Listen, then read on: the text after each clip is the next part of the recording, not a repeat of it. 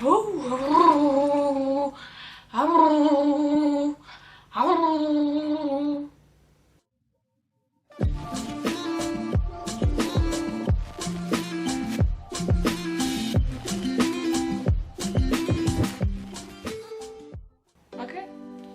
we'll do this. Sure, fine. Hello everybody, my name is Andy Dre and welcome to the channel 7 Sensational Girls, which I am now part of, which is so exciting. I am very new to this channel and my days are going to be Mondays, and every Monday you're going to see a video by me and you're gonna see my face every single Monday. Isn't that exciting? Doesn't just that make the week so much better when you can see my face every Monday? Jesus, I'm kidding.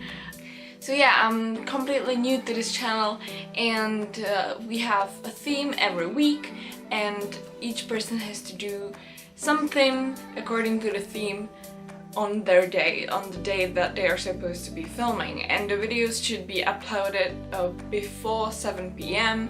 so nearly every single day of the week you get a new video, because there aren't 7 girls yet, so we don't have the 7 days full, but I believe there are 5 of us now, so you have got 5 videos a week. Isn't that great? So yeah, also, I have still my channel, which is just called Andy Dre. The link is in the description, or I'll put like a little... Can you do that now? I believe you can do that. You click on the screen and you are directed to the other page. I don't know. Well, the link is in the description, or it's just called Andy Dre. But I'm going to film every week on this channel, and this theme is either advice or freestyle, so whatever you want. And I really wanted to do an advice because I feel like advices are important things, and I usually look up like advices on YouTube because either I want to know how to do my makeup correctly, or sometimes I want to know how to cook, or sometimes I have an anxiety and I just want to know how to get rid of it or what to do to feel better. And this time I prepared for you an advice on how to survive being in the hospital, because I myself was in the hospital for 6 months, and it was horrible. It was horrible, but I made it through. I'm here and I'm happy that I'm out, and I have got so many things that I'd like to share with you that can make your staying in the hospital a little bit better. So tip number 1, definitely try to be nice to the nurses and the doctors, because I know sometimes they can be a bit annoying. Sometimes they want like things from you that you don't want to do, or they give you rules and they give you things that you should do and stuff, but you know, at the end they're still there for you. They are trying to make you feel better. They are trying to cure you, whatever you have. They are just trying to get you back on track and just get you back out there in the world. They're trying to get you prepared and they're there to help you. So don't try to resist them. Just try to be nice. Everything is going to go so much well, trust me, because the nurses, if you'll be nice to them, they'll be nice to you too.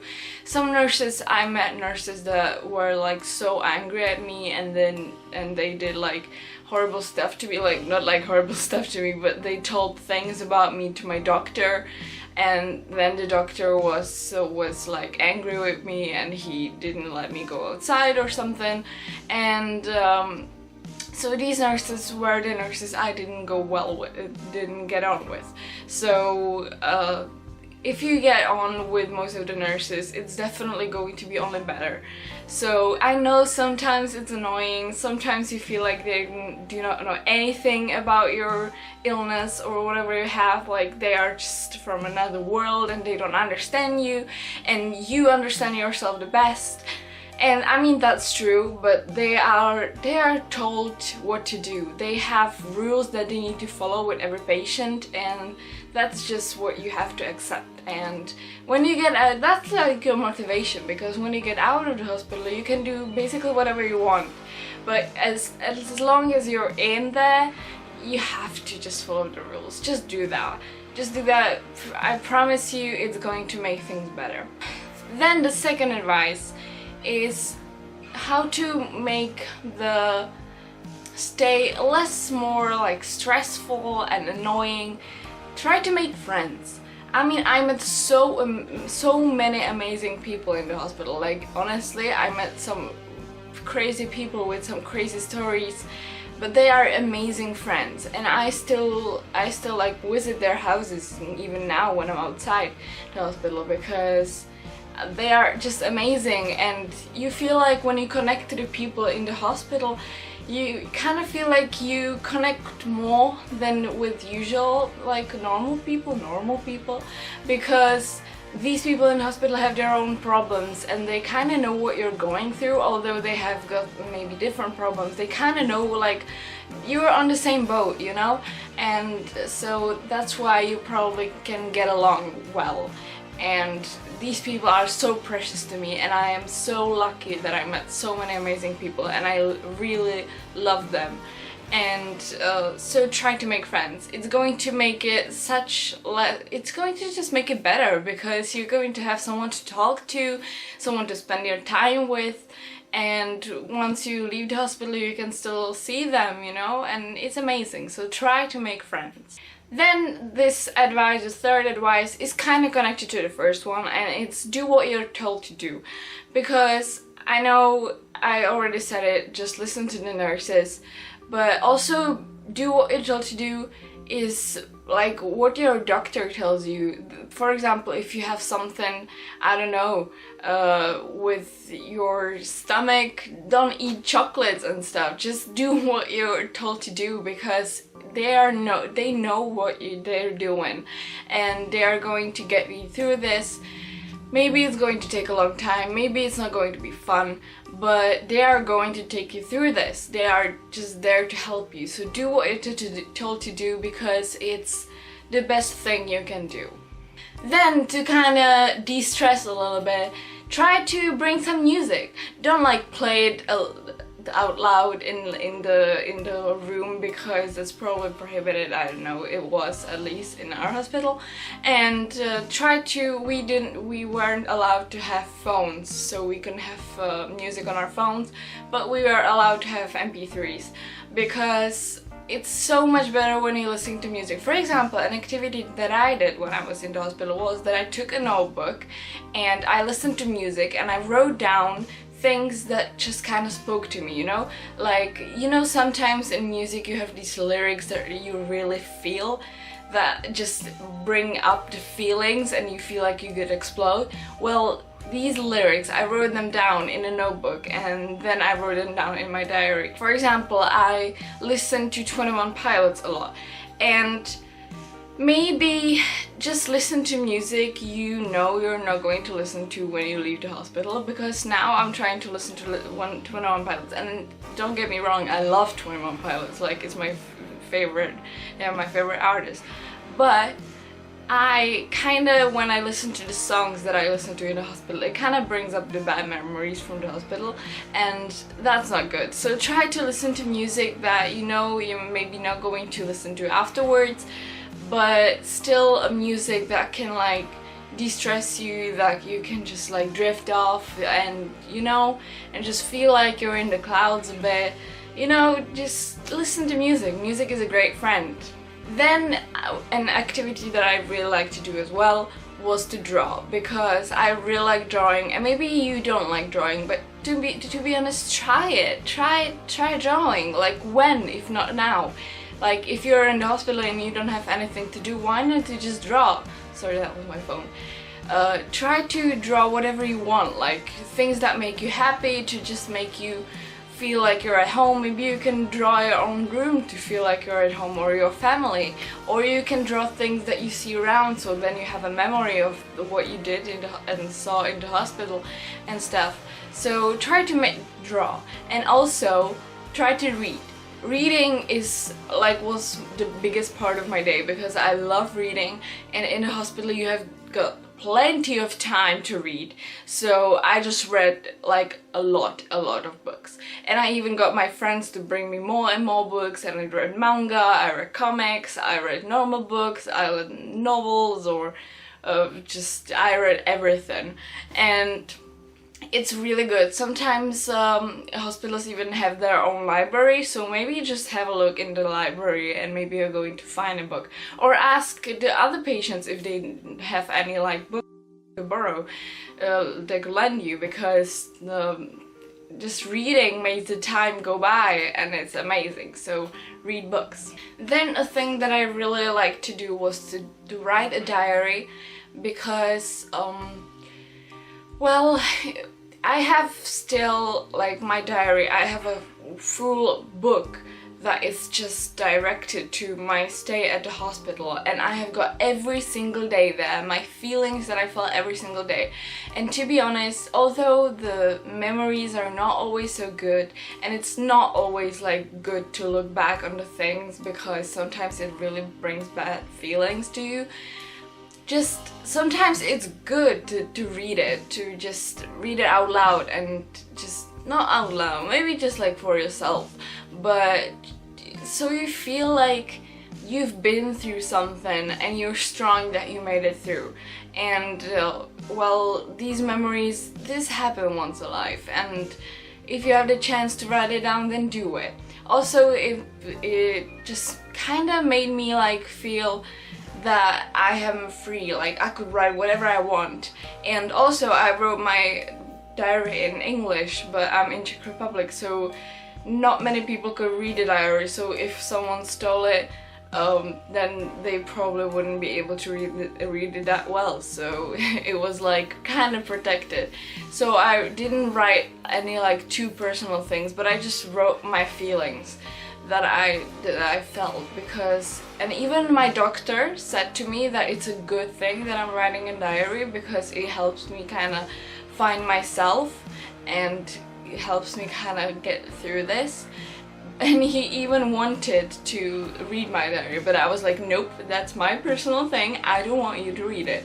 So if your doctor asks to read it, just, I'm not saying you shouldn't let him or you should let him, I don't know, just you just think about that. If you want him to, or want her to see what you've been writing about because you maybe think that it could help you, then do it. But if you feel like it's too personal and you don't want to share it, then don't. But you know, it's such a like easy way to just kind of let your thoughts flow and stuff. It's just writing a diary. A little fun thing that I did was that I asked my friends and family to bring stickers to me, and whenever I had some stickers and I had the time, I decorated my diary with stickers, because it made it so much like brighter and happier, and it made me feel like, you know, like a kid decorating their notebook with stickers, and that was cute. So maybe try that if you want some fun. Then if you can, try to play board and word games, because I brought some board games to the hospital and we either played it with the other patients or with my family when they came over. It's such a nice way to just, again, de-stress and just think about something different and have fun and just get closer to the people around you. And word games are the same, except that you don't need anything to play them with. So we even played some games with the nurses, so it's like you can just kind of connect it with the people around you and it feels like home.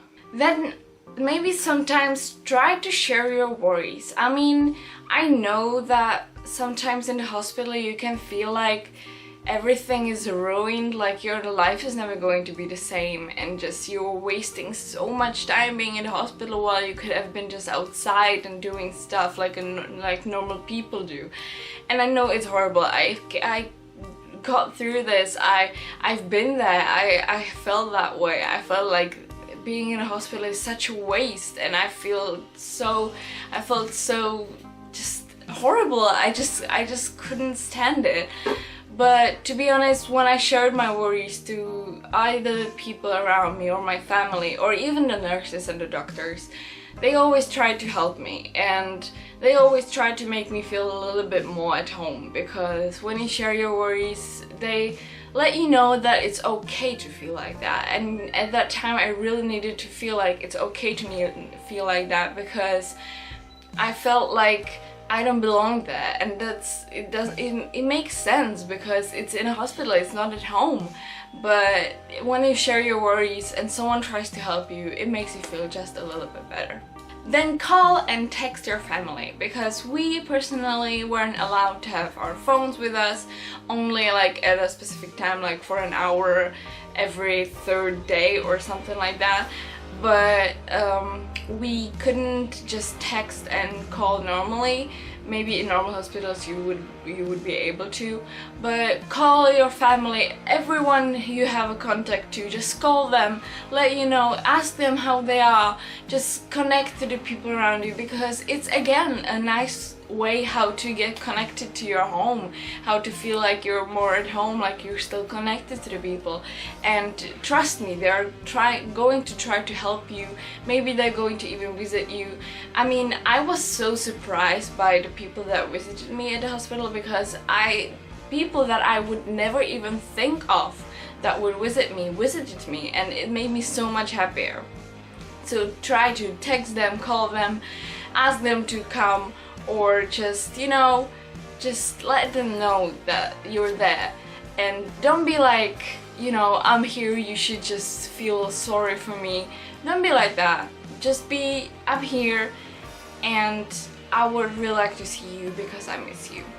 And the last but not least is that you should write, again it's kind of similar to the previous advice, you should write your friends to visit you, because visiting by your friends and family is probably my most favorite part of being in the hospital, because everything else kind of sucked, except that I made some good friends, but everything else kind of sucked. But when your family and friends came over, it was so much fun. We could even go outside when we were allowed to. We could go and travel in Prague and stuff. We could go shopping if we wanted to, except that we had to be back at the hospital at a certain time. And you know, being with your family just will bring up the butterflies in your stomach, you know what I mean? And time is going to fly by when your family is going to be with you, and sooner than you'll think you're just going to be at home. And to be honest, I appreciate my family so much more now, because that time in the hospital separated us a little bit, and I just felt the need to be with my family. And before, I did not have a great connection to my parents, but when I was in the hospital, I felt like I just need them. I just need them so much. So I called them and they came over, and then I felt like they really love me. They came over, they really loved me, and I really loved them. And it really connected us together, because just, you know, we went through something bad, but we made it through and we still remained a good family. And that's what just kind of put us all together, because it is such an amazing feeling when you know that someone cares about you and visit you. And that's everything I wanted to say about staying in the hospital. I personally have been there, as I said, half a year, which is a long time, but as you can see, I made it through, and I'm not ready yet to talk about why I was at the hospital, because it's kinda not very, I'm still not okay with it. But definitely, if you're in the hospital, I support you so much, and I know you'll get through this, and I know you can do this. And even if you end up at hospitals at some point, don't be sad. I mean, I know it's horrible that you can't be at home, but you know, it's going to end at some point. It's going to end at some point. You're not going to be there forever. So trust me, bear with me. You can do this, okay? You can do this. So if you like this video, give it a thumbs up and leave a comment down below and subscribe to 7 Sensational Girls, and I'll see you next Monday. So have a great day, make today a good one. Goodbye.